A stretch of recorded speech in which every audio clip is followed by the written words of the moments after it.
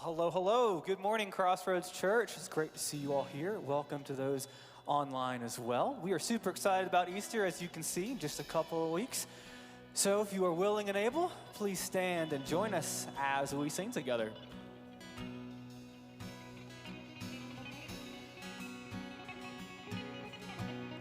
Have you ever seen the wonder in the glimmer at first sight?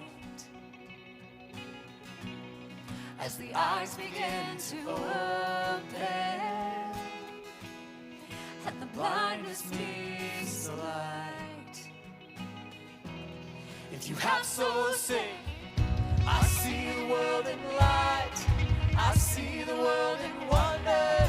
I see the world in life, bursting in living color. I see the world your way, and I'm walking in the light. Have you ever seen the wonder in the air of second light? And you come out of the waters, which the old were left behind. If you have souls, sing, I see the world in light. I see the world in wonder. I see the world in life, it's bursting in living color. I see the world your way, and I'm walking in the light.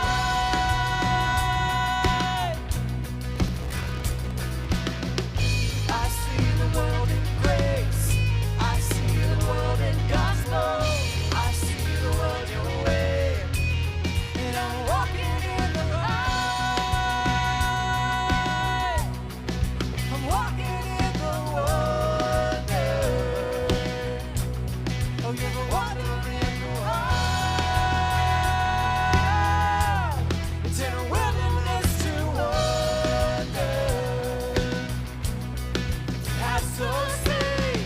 I see the world in love. I see the world in freedom. I see the Jesus way. You're the wonder in the wild.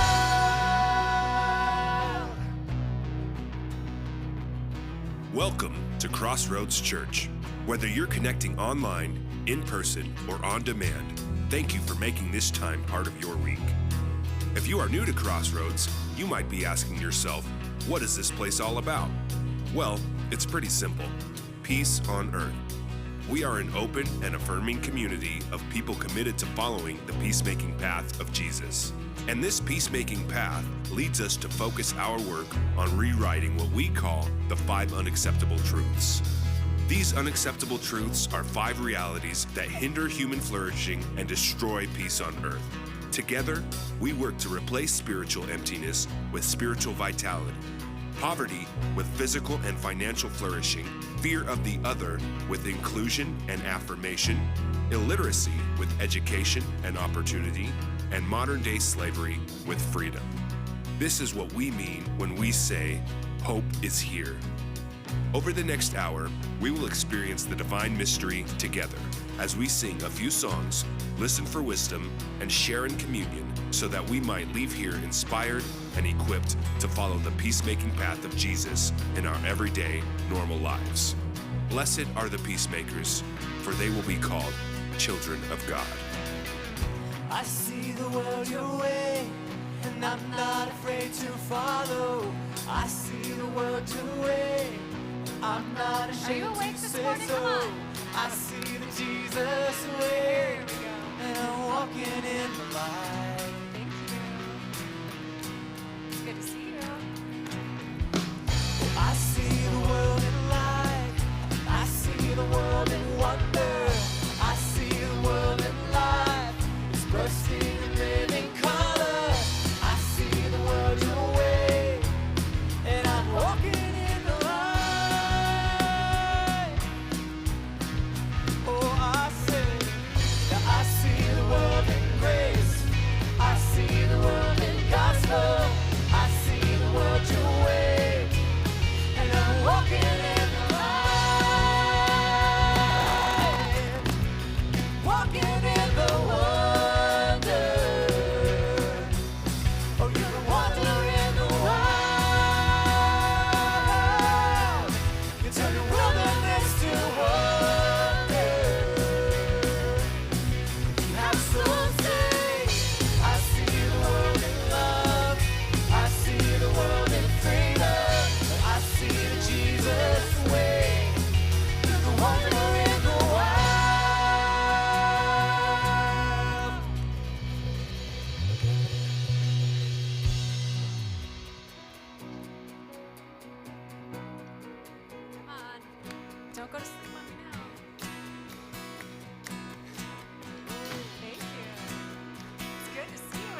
There's a radical love that is found in your life, and it's literally waiting for the chance to open your eyes. Yeah, there's a radical thought to open your mind, holding all of your doubt and fear, making space for the light. Feel the change as we pray. Oh, may the God of hope fill our hearts with a joy and peace. Let it be as we trust in love, living now in the overflow. What a living hope. May the God of grace fill our days and the Spirit lead. Let it be as we trust in love, living now in the overflow. Oh, radical claim to be fully alive. In love and mercy, I'm waking up to see this wonderful life. May the God of hope fill our hearts with a joy and peace. Let it be as we trust in love, living now in the overflow. What a living hope. May the God of grace fill our days and the Spirit lead. Let it be as we trust in love, living now in the overflow. What a living hope.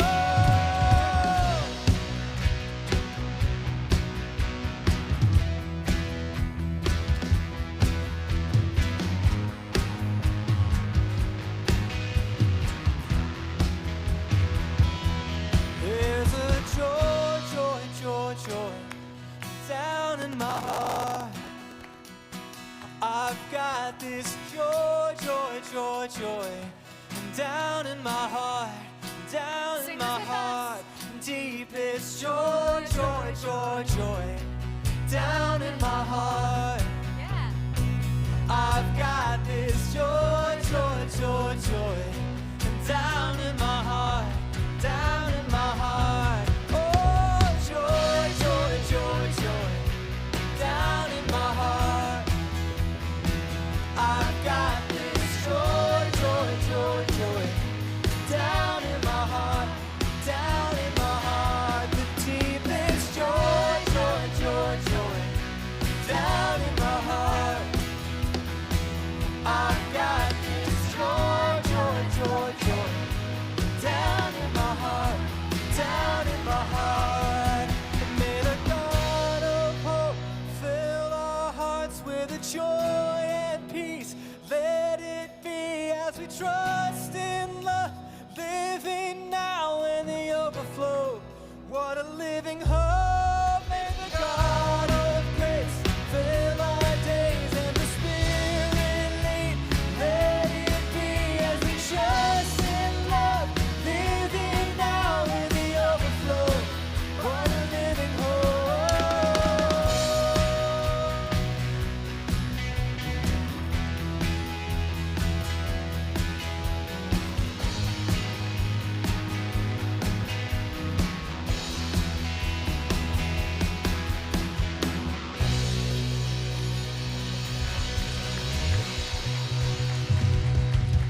Well, good morning. Good morning. Welcome to Crossroads. You can go ahead and have a seat.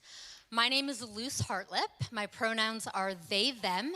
And in my everyday normal life, I am an attorney, a step-parent, a spouse, a seminarian, and a bunch of other things.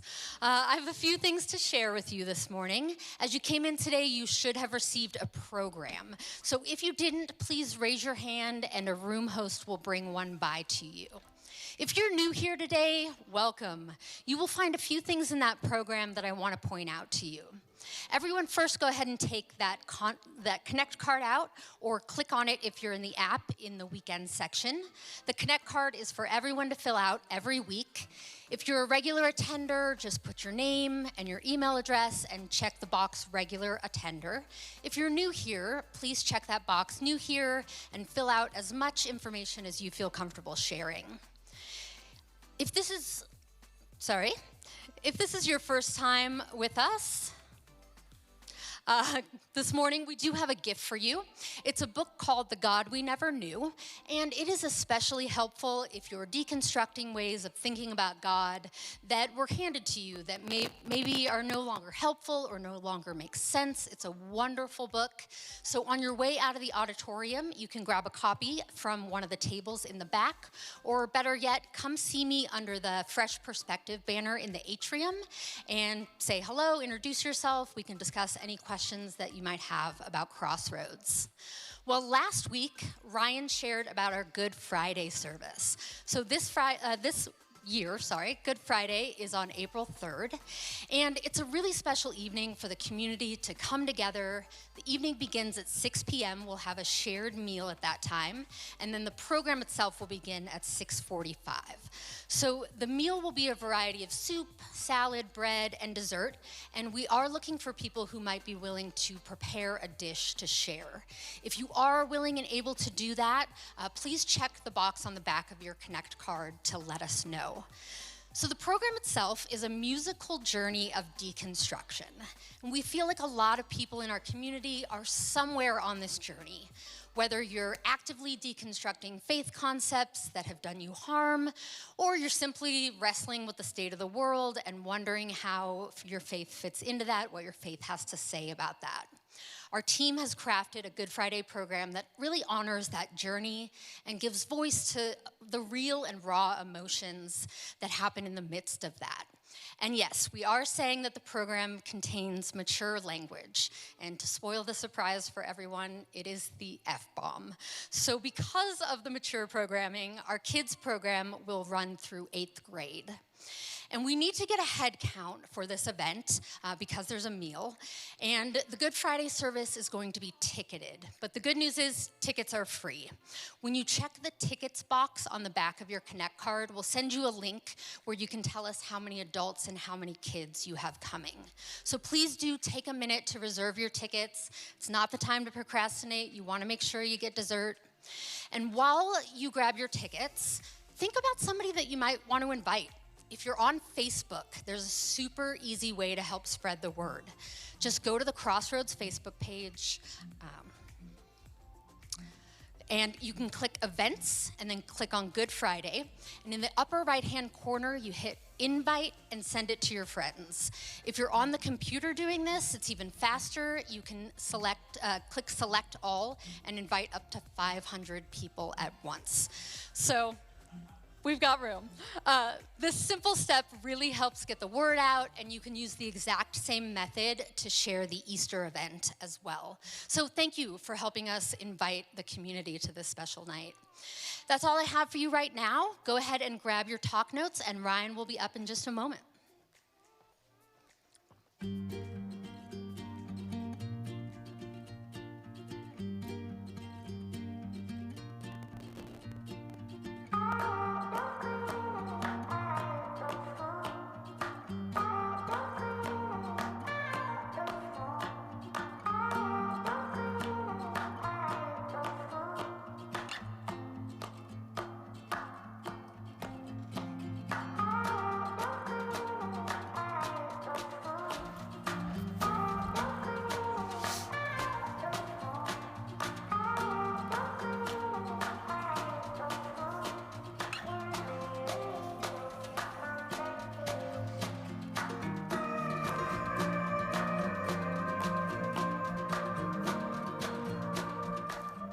Hey, good morning. Nice to look out, see a few new faces this morning. Some old faces. How many of you have a new face? How many of you have an old face? It's nice to see the Romeros here after their car accident a few weeks ago and surgery, so we're grateful you're here this morning. Wonderful. Some of you don't know it yet, but this is your last Sunday here. I'm going to say something that just puts you over the edge. Today is the day. No, I'm just kidding. Well, maybe, I don't know. But It is good to see everybody. My name is Ryan. If you're a guest this morning, online or in the room, welcome to a church that cares deeply for people who feel spiritually disconnected or disenfranchised, or who might be deconstructing their faith. And it is my privilege to serve as the lead pastor here.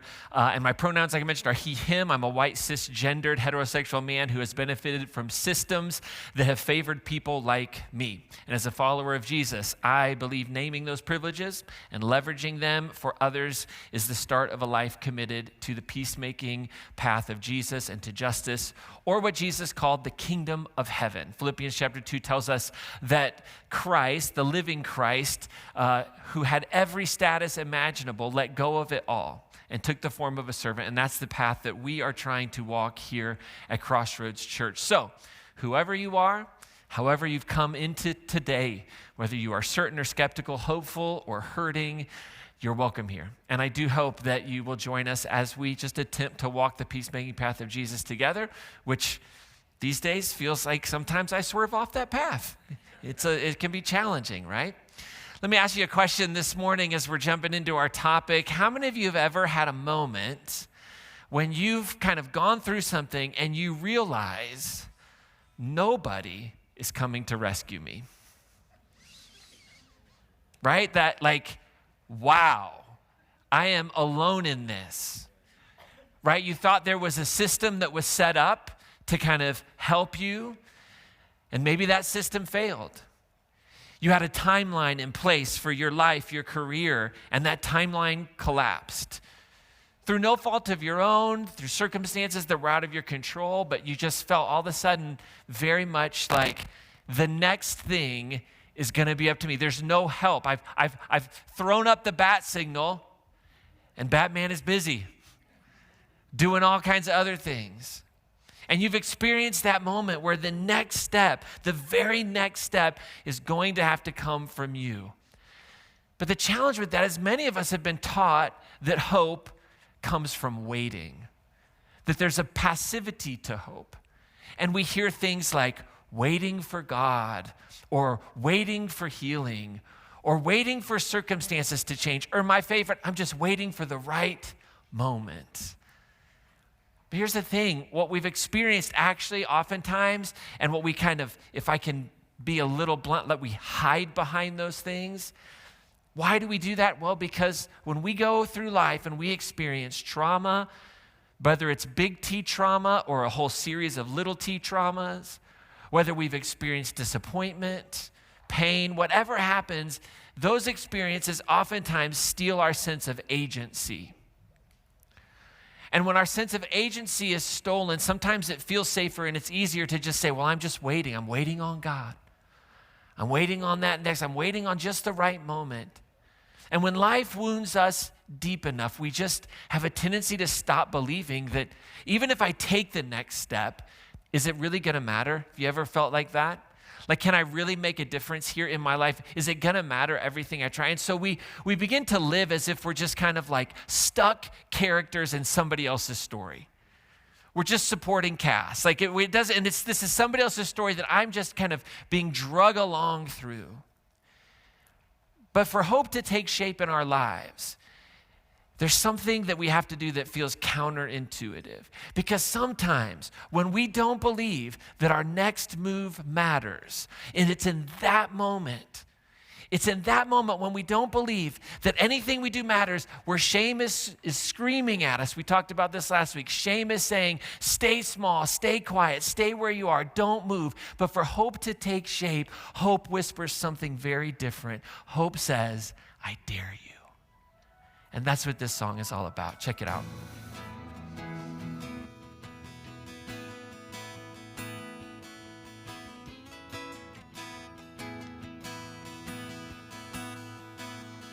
Welcome to the planet.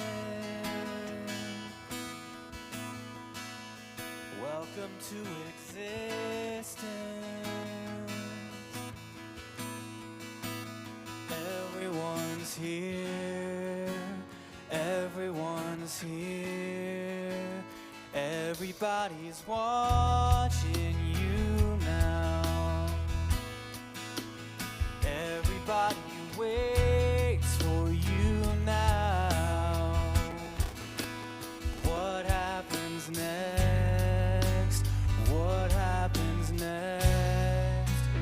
dare you to move. I dare you to move. I dare you to lift yourself up off the floor. I dare you to move. I dare you to move. Like today never happened. Today never happened before.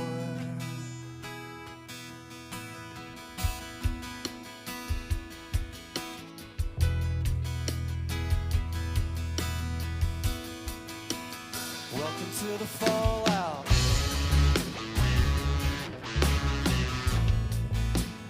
Welcome to resistance. The tension is here. The tension is here. It's between who you are and you could be. Between how it is and how it should be. Yeah, I dare you to move. I dare you to move. I dare you to lift yourself up off the floor. I dare you to move. I dare you to move. Like today never happened. Today never happened. Or maybe redemption is stories to tell.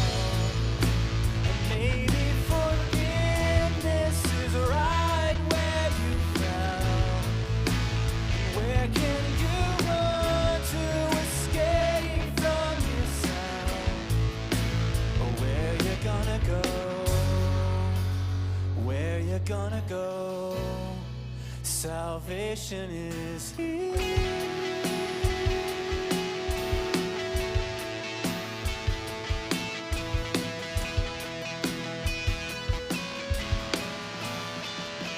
I dare you to move. I dare you to move. I dare you to lift yourself up on the floor. I dare you to move. I dare you to move. Like today never happened. Today never happened. Today never happened. Today never happened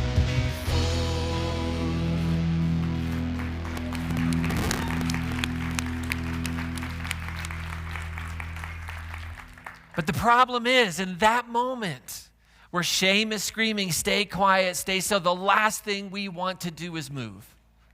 The last thing we want to do is look past what all the evidence tells us.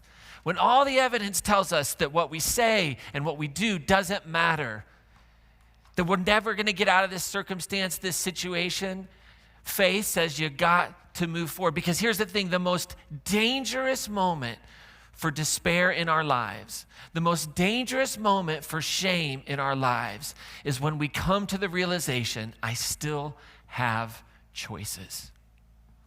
I still have choices. I still can choose to believe that this day hasn't happened before. That no matter what my heart wants to tell me, no matter what my experiences tell me, this is a new day. This is an opportunity that is in front of me that I haven't had before. There is a new door to try and kick through.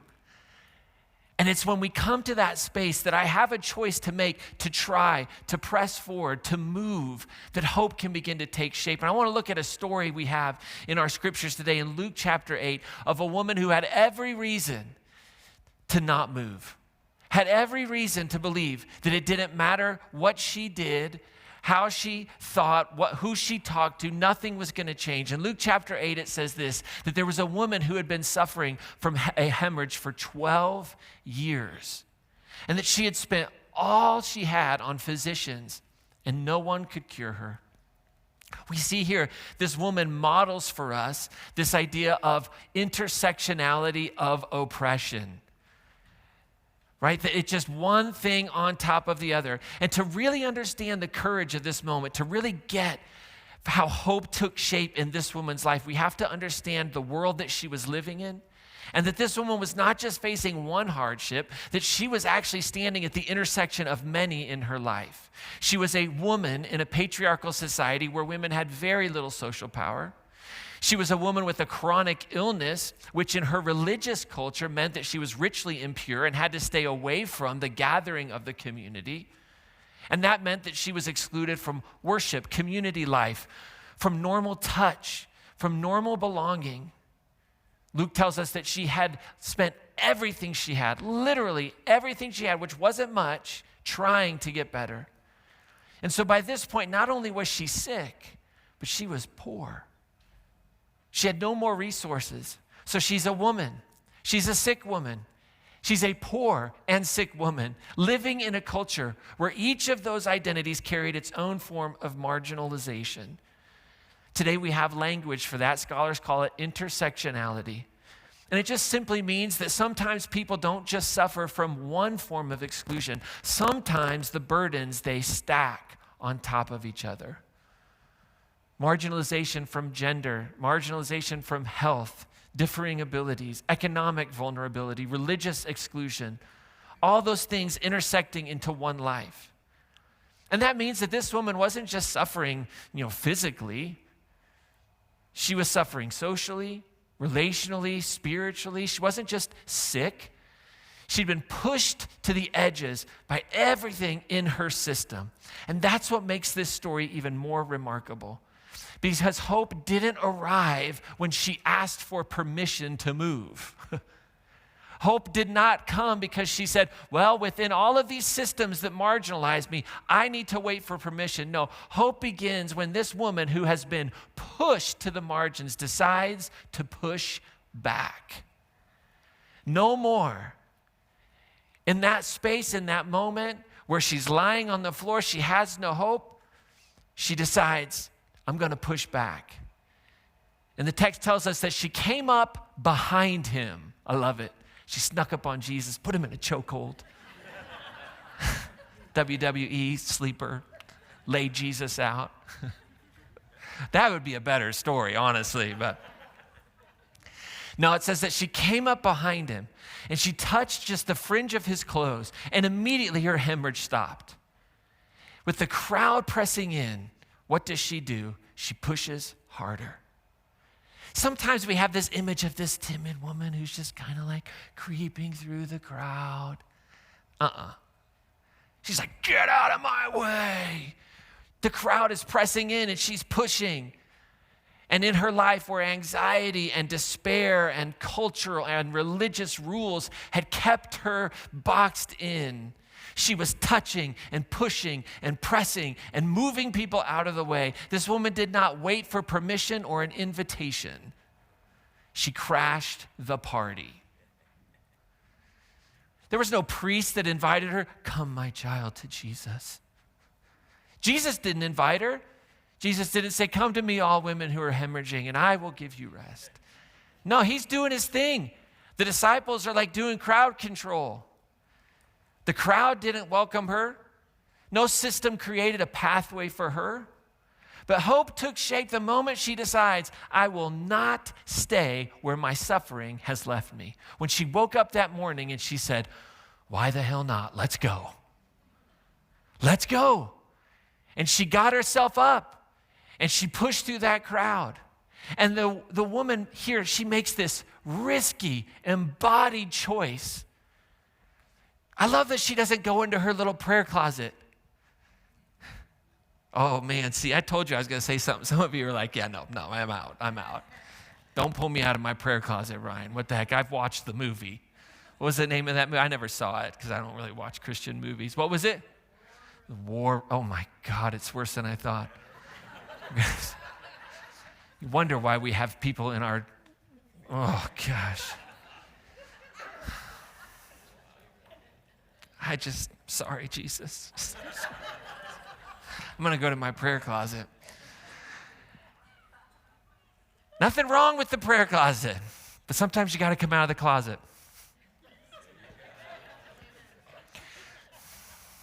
And sometimes it's not easy, right? And she does this. She's like, no, I'm going, I'm pressing through, I'm moving through the crowd. And she reaches for Jesus' cloak. It's not a polite request, right? This isn't, well, I just got to get with Jesus and let him know my story. No, she's boundary crossing.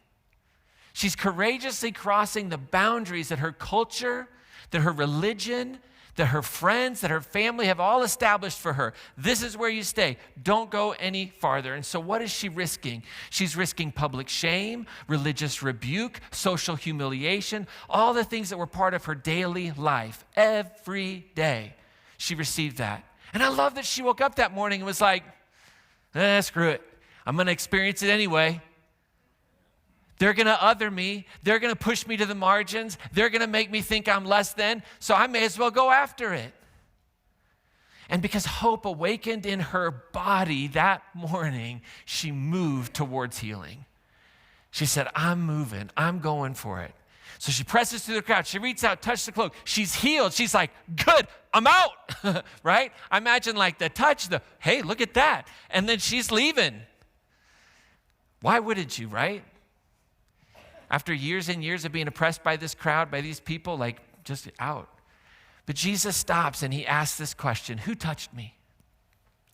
And it says everybody denied it, probably her too. Everybody denied it. Peter says, come on, Master. Rabbi, what the heck? Come on. I thought you're smarter than this. The crowd, it surrounds you. It presses in on you. That tells you the scene that this woman has to press through. But Jesus said, no, somebody touched me because I noticed that power had gone out from me. Jesus says, somebody left their prayer closet. Somebody thought well enough to press through, to just get near me. And when the woman saw that she could not stay hidden, she came trembling. Courage always comes with trembling. If you're not trembling, you're not acting with courage. Do you know that? If you aren't shaken in your boots, then there's no courage involved. So she comes trembling and she falls down before him and she declares in the presence of all these people why she had touched him. Here's why I did it. And I've been healed now. And Jesus says, how dare you touch me? Now I'm unclean. Now I have to go through all the hoops. How dare you? No. Jesus says, daughter. And we have to, in a sense, recognize that this is such beautiful language for the time that it was in. This is not pejorative. It's not infantizing her. It's embracing her. Daughter. This one who had been excluded from every place that she was at. He says, daughter, your faith made you well. You chose to move. So go in peace. Go in wholeness. Go in fullness. And in that moment, Jesus, in his words, restores her voice and honors her agency. Restores her voice, honors her agency, and says, you have done this. You have made this happen. You've made it happen. When he stops, he says, who touched me? He knows that somebody has done something. It's not, I don't think the story wants us to imagine that Jesus doesn't know. I mean, the stories of Jesus want us to understand and see and think of Jesus in these superhuman terms, which I personally don't. But the stories are telling us that there was something so powerful about Jesus. That Jesus, in the way in which he moved in this world, reveals to us not what it means to be God, but to be human, to have faith, to live, to be what we call the incarnation of God, our best picture of what God looks like, to model for us. And the story wants us to always keep that in mind, that there was something about Jesus that was special. And so when Jesus says, who touched me? In the story, he's not asking it. In the parable, he's not asking it because he doesn't know, but because he knows that her story deserves to be told. That if the community is going to be changed, they need to hear her story. They need to know what they have done. They need to know that their oppression of her has been far more oppressive than the actual disease. See, the real healing that takes place here is not the curing of the hemorrhage, but it is the bringing back into community. It is the welcoming of the outsider. The one who has been pushed to the margins now is daughter, is brought back in. And so she comes forward and she's trembling, and Jesus speaks these words that restore not just her body, but her dignity. Daughter, your faith has healed you. And for the first time in 12 years, her voice comes back. Might have crackled a little bit, but her story is centered. Her belonging returns. Why? Because she got up that morning and said, today has never happened. Today has never happened, and so I'm going to go after it today. And here's what I don't want us to miss as we talk about how hope takes shape in our lives. Hope takes shape when you remember, when I remember that you can still move. You can still move. You can still pick yourself up. There are choices that are in front of you. And that word move is really around this idea of choice. You have choices to make this day, tomorrow, the next day. It's a new choice. It might feel like the same options, but it is a new choice. And there are new circumstances that we can't even experience. There are new mercies that day that we don't know that we'll unlock and we'll tap into. And hope is not passive waiting. Hope is reclaimed movement. When life comes and smacks you across the face, cuts your legs right out from under you, and you feel like that's it, hope says, no, I still have a choice. I can reclaim my movement. And the story is so radical again because Jesus doesn't scold her. He doesn't say, you should have asked first. Should have got permission. He doesn't say, well, you broke the rules. You cheated. Maybe I didn't want to heal you. You stole that from me. None of that. Instead, he honors her courage, affirms her agency. And this is an invitation for us into our everyday, normal peacemaking lives to live with that intention, to move, to make the choice. Hope researcher, hope scientist, I believe there's a whole science on hope. And there's a hope researcher, his name is C.R. Snyder. And he was really the pioneer of hope research. And he discovered something really profound. And he said that hope is made up of three things. Goals, right? For hope to exist, you have to have goals. You have to have a vision for a better future. You have to be able to see pathways, right? Hope requires pathways, possible routes forward. So you can't just have a goal without any chance of getting there, right? That's not hope, that's a dream. Some of you are like, I'm going to be an astronaut, and you're 72 years old. I'm like, no, you're not. That's not hope, right? Be like, I'm going to become a doctor. I'm like, no, you're not, Ryan. You suck at biology. It's not happening, right? I mean, there is a difference between hope and dreams, and we need all of it. But hope that really empowers us, that gets us up, that gets us moving, right? Says you got to have a goal, you got to be able to see the pathway, and probably most importantly, because it's my topic this week, so I get to say it's the most important one, and Aisha and everybody else can say whatever is most important. Brooke can say hers is most important, but my topic is most important, right? Agency. You have to believe that you can move forward on those paths. You have to believe it. Without agency, the whole thing collapses in on itself. But here's the really fascinating part. Agency doesn't return through this big heroic act. Right? There is no like hero shot in your life where the music starts and you walk in slow motion. That's movie stuff, right? Like, there's never that. I mean, it'd be great if it was. But agency returns through small movements of control, small decisions, small risks, small steps. And each one of those, the research tells us, rebuilds the brain's hope pathways, the neural pathways that establish a sense of hope. That woman said, I'm going to wake up this morning. Somehow she heard Jesus was in town and decided, I'm going to go see. And then when she got there, she must have made some other choice to say, I'm going to get a little closer. And then something inside of her welled up and said, well, just maybe. And so she started pushing away. I'm really proud of myself for not pushing you. I need an object to push out of the way, you know. But she says, but I got to get there. She takes these little steps to get to the cloak, to get to the garment, to touch it. So let me ask you this question this morning. What's the cloak that you need to touch? What's the cloak that you need to reach for? And that garment, that cloak may feel so far away. But at first you got to say, what is it? Where is it that you have a desire, a vision?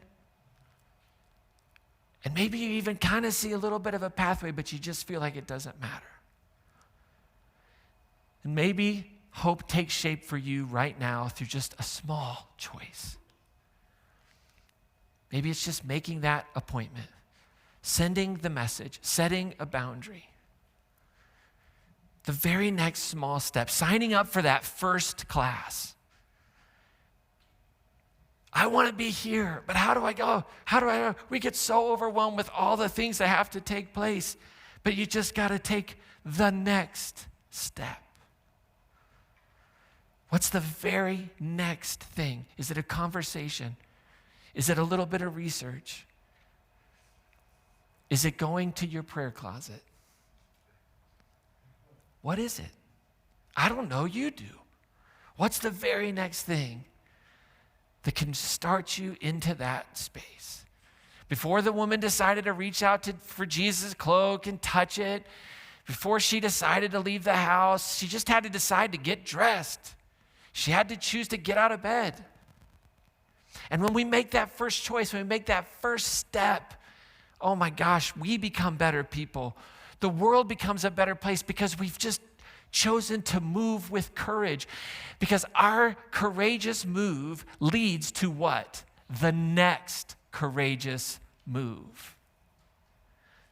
The first one can be the most difficult. The first move can be the one that you feel is the most futile. Why even get out of bed today? I get it. But maybe that's just the first choice. But we know from history, we know from people that inspire us that it's just one small courageous move that leads to the next courageous move. And sometimes it's not your next courageous move, it's that you've inspired somebody else to their next courageous move. In 1955 in Montgomery, Alabama, Rosa Parks made one courageous decision. She refused to give up her seat. It looked like just one small act, one woman, one seat, one quiet moment of resistance, but that decision triggered a chain reaction, and her arrest led to the Montgomery bus boycott, and that boycott lasted 381 days, and a young pastor named Martin Luther King Jr. emerged as a national leader for civil rights. And eventually, the Supreme Court ruled bus segregation unconstitutional. Why? Because one small decision that was really difficult. Small doesn't mean easy.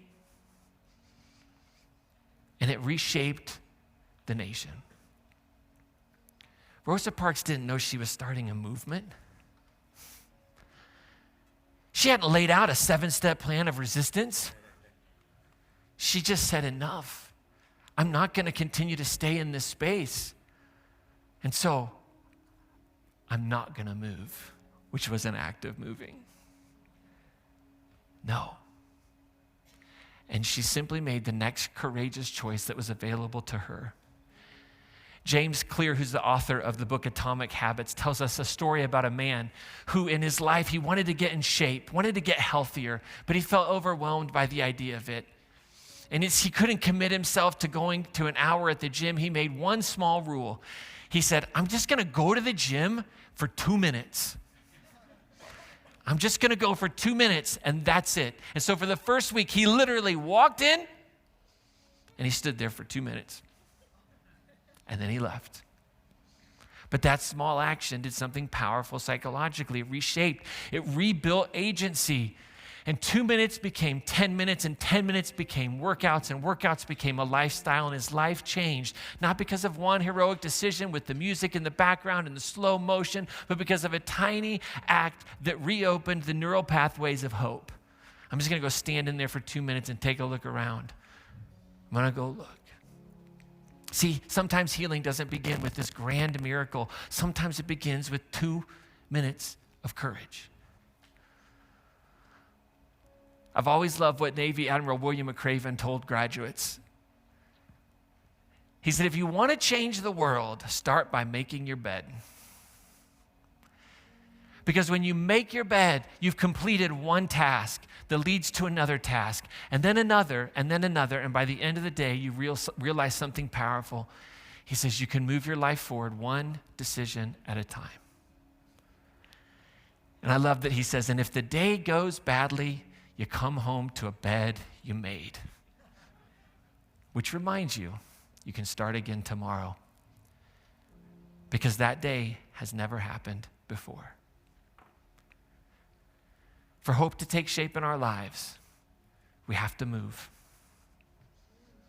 We have to believe that it matters when everything around us says it doesn't. So, what is it that God's inviting you into today? As we move into a time of reflection and communion where we hold these elements, this juice and the bread, alcohol-free, gluten-free, as we hold these in our hands and as we consider the invitation that the life and the death and the resurrection and the teachings and the stories that people told about Jesus, what they invite us into today around hope as we hold them, what is God inviting you into today? Maybe it's to start small. Just explore a little bit more. Maybe it's to listen to, there's a great podcast episode called Building Atomic Habits from the Rethinking podcast with Adam Grant. If you'd like to listen to that, you can check the box. We'll send you a link, make it real easy, but maybe just listen to that this week. Maybe you're like, well, I can make a little more. Yeah. Maybe you take a step to reclaim your agency and you choose one step you've been avoiding and you just take action this week. One step. Whatever it is, one thing. Maybe the invitation for you is to extend hope to someone else, help someone else move. Maybe you need to be the one wearing the garment. Maybe you need to be the person who is in proximity that you can actually encourage, and your story can help and challenge, and you can listen and be present. Our song today during communion is the song we've done many, many times. And this song speaks to the real temptation that is to just sit in a space like this and feel the warm fuzzies. To go into our prayer closets and feel the presence and to feel that. And there's a temptation to just stay there. That we could just sit and we could be and it's wonderful. But this thing that we call Christian faith, the way we understand it here, is a call to follow, a call to action, a call to move. And so we go and we follow as individuals, as a community, where there is opportunity to bring hope into darkness, whether it's our own lives or someone else's. So I love the lyric in this song that says, you've called me higher, you've called me deeper, and I'll go where you lead me.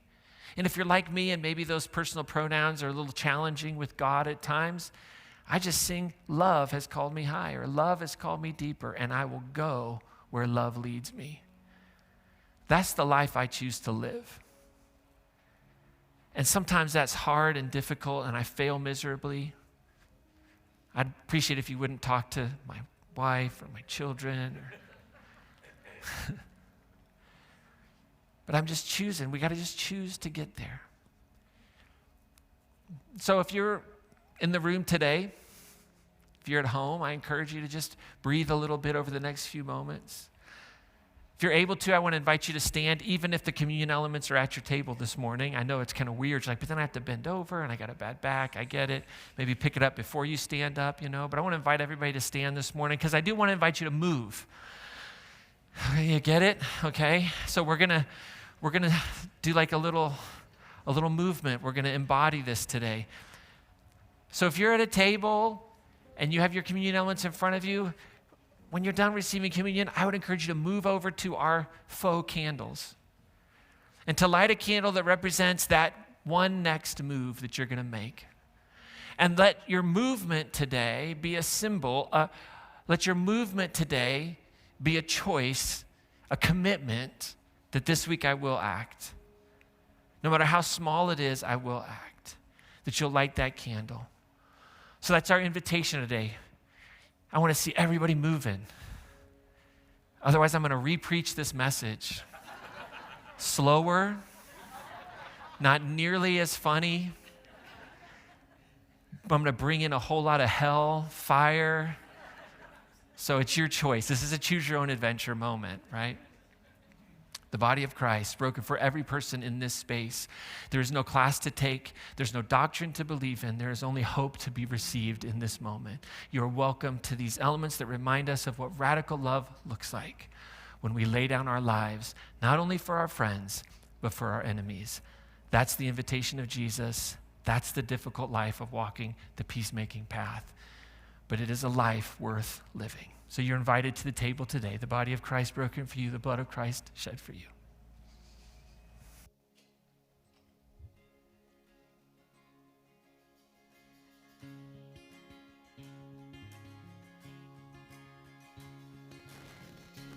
I could just sit and wait for all your goodness, hope to feel your presence. And I could just stay right where I am and hope to feel you, hope to feel something again.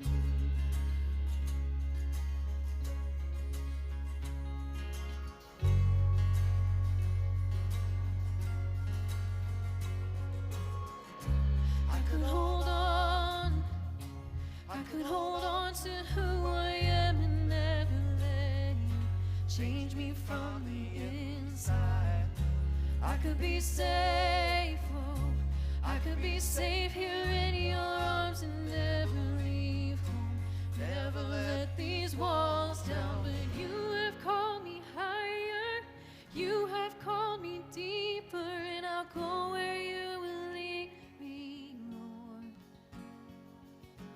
You have called me higher, you have called me deeper, and I'll go where you will lead me, Lord, where you will lead me.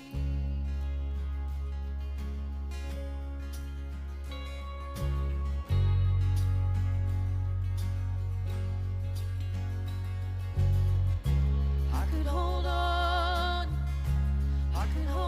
to who I am and never let you change me from the inside.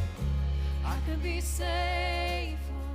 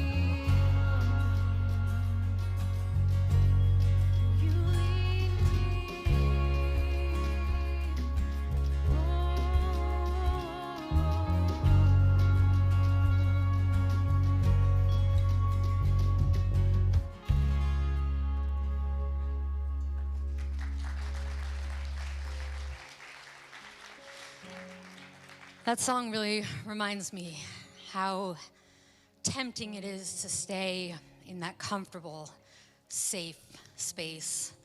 And how when I let those walls come down, when I let myself be led, that the miraculous really does become possible. So in just a minute, I'm going to call the room hosts around to collect your Connect cards, your donations, and your pens. And while you're getting that ready, I want to remind you that Easter weekend provides a lot of opportunities for you to get involved. Between the two services of Easter Sunday and the Good Friday service, we're looking to fill volunteer teams in the areas of kids, facilities, and hospitality. So I do want to invite Jimmy to come up and share what it might look like for you to volunteer for the hospitality team on Easter weekend. Thank you, Luce. I appreciate it. Why don't everybody go ahead and sit down? I appreciate you standing for me, but really not necessary. So the great thing about Easter is we get to see a large influx of people come, and because we do an extra service, there's some extra opportunity to be able to serve on some volunteer teams. We like to do what we call attend one, serve one. So there's an opportunity if you're a smiling face that you can be a greeter at one of the doors on one of the Easter services, or you can be a part of our auditorium host team. Now, we also are going to, on Easter, in between services, we have the big Easter egg hunt, and you'll hear more about that, but we also are going to serve a continental breakfast. So if you have some type of special breakfast recipe that you'd like to share with everybody, there's an opportunity to bring food for the Easter services. So on your Connect card, you'll see a lot of boxes for potentials for you to serve and to bring some food or bring a smile, whatever that looks like for you. So I hope you'll take a minute there, look, think to yourself, is this the year that maybe this is my church? I love being part of the peacemaking path here at Crossroads, and maybe I've been looking for a way to find an opportunity to give part of my time and talent. And this Easter is the perfect opportunity to jump into one of these teams and serve for the first time. Or maybe you've been serving for a while, but you want to tell us, hey, I'm going to serve at the 9 o'clock and then I'll go to the 11 o'clock service. So whatever that looks like, by all means, whether it's hospitality or food or kids or security, whatever that looks like, if you'll just do me a favor, look on the back of that Connect card, check whatever boxes apply to you, and we'll get a hold of you soon this week. So thanks, Luce. Thanks, Jimmy. Be sure to check those boxes on the back of your cards, and now I'll ask those room hosts to come around, and we will get you out of here shortly.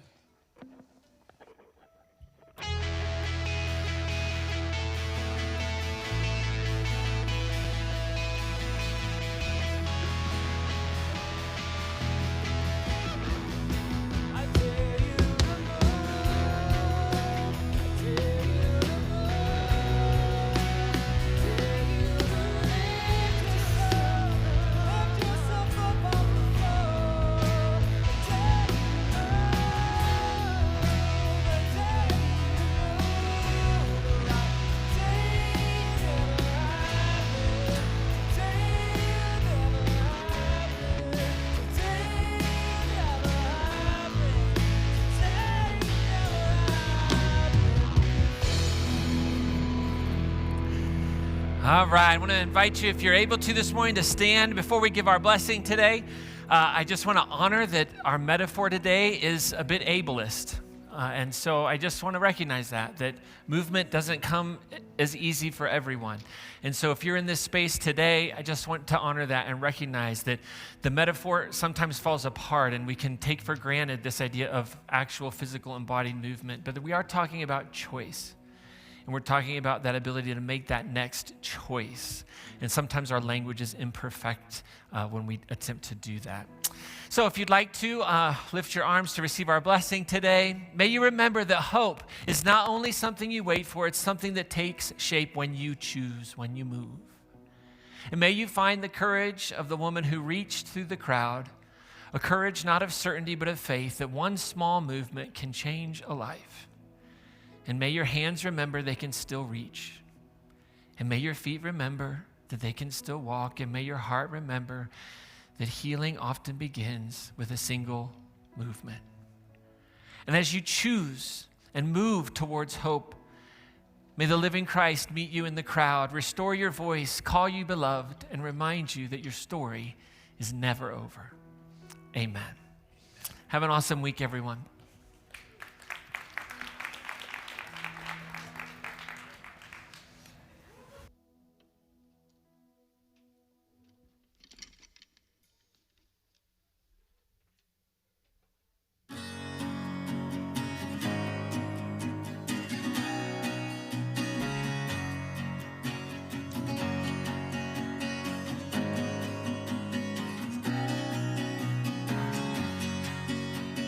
When you see the road from every direction, it will